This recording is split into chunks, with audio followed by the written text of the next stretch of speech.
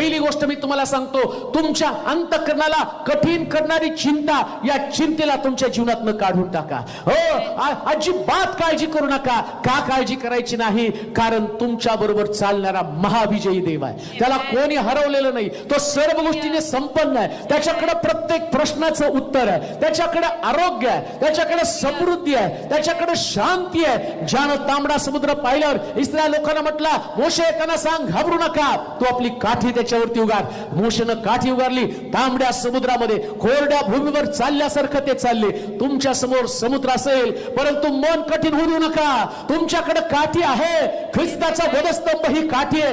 एकदा का वधस्तंभाकडे पाहाल आणि त्या समुद्राला वधस्तंभ दाखवा, समुद्रावरती काठी उघडा, वधस्तंभ दाखवा. समुद्राला वधस्तंभ दाखवल्याबरोबर समुद्र म्हटला, याच्या समोर माझा टिकाव राहू शकणार नाही, मी टिकाव धरू शकणार नाही. आणि आम्ही पाहतो